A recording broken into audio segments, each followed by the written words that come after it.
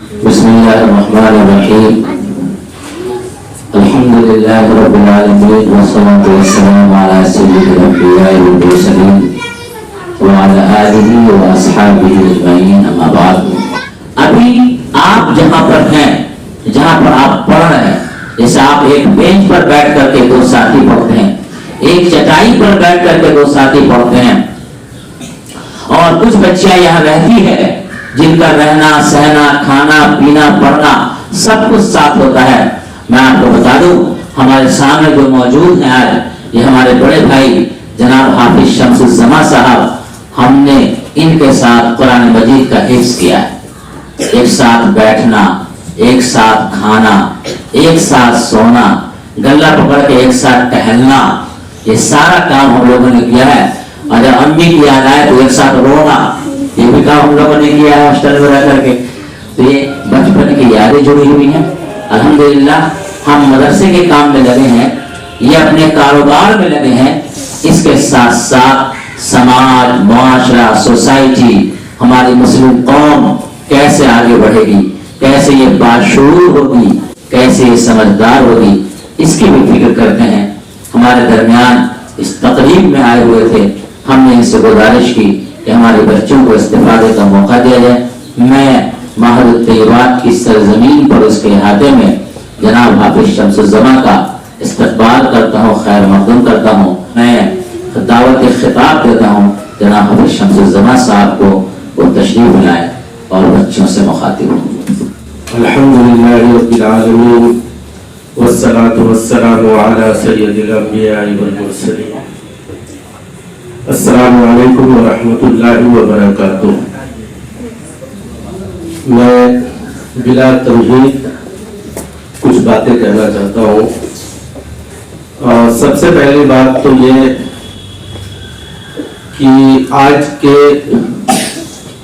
فتنوں کے دور میں جب ہم باہر نکلتے ہیں اور ماحول کو دیکھتے ہیں،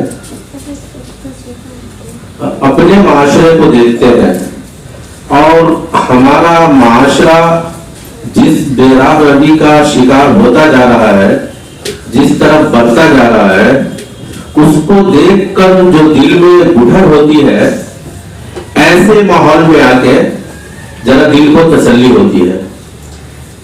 ایک ایسا محسوس ہو رہا ہے، ایسا محسوس ہوتا ہے کہ شاید ہمارے خوابوں کی تعبیر جو ہے وہ یہاں ہے. بہت کم موقع ہوتا ہے بچیوں کے مدرسے میں جانے کا، بچیوں سے ملنے کا.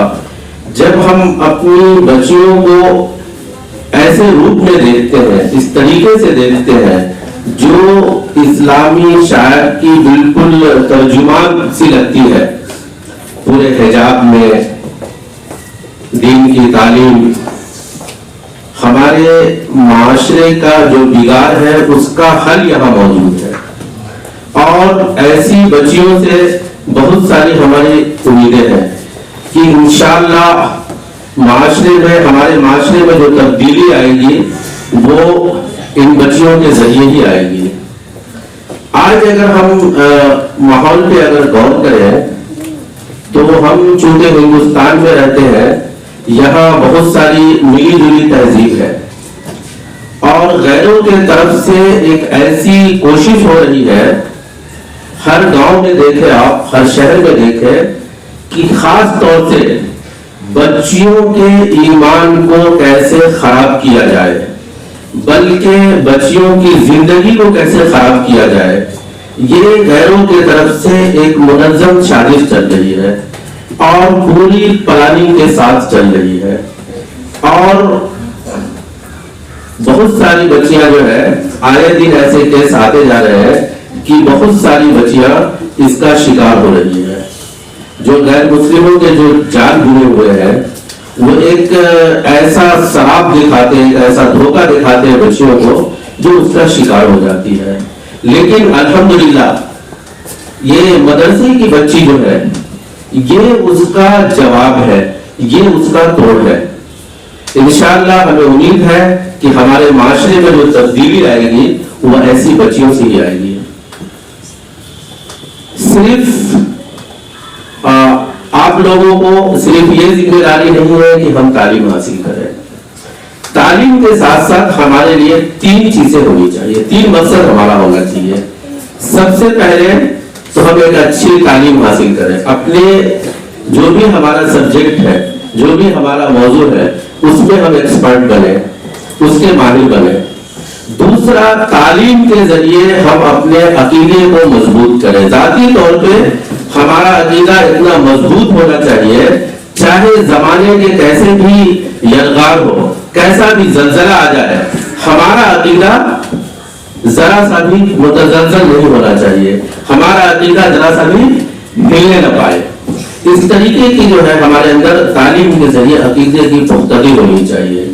जो कुछ होना है वो अल्लाह से होना है, जो इस्लाम में है वो है, जो इस्लाम में नहीं है वो बिल्कुल नहीं है।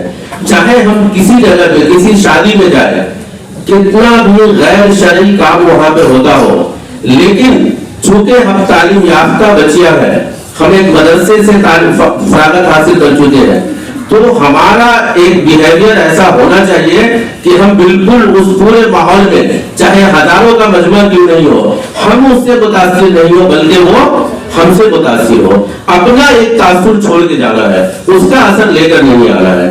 चाहे वहां नाच गाने का माहौल हो या कुछ भी माहौल हो, जब हमारी एंट्री हो तो ऐसा लगे कि ये मदरसे में तालीम याफ्ता बच्ची है, ऐसा नहीं कि हम उसके रंग में रंग जाए। तो पहली चीज तो ये कि हमारा अकीदा बिल्कुल पुख्ता हो, अकीदे के मामले में बिल्कुल गैर मुतजलजल। दूसरा,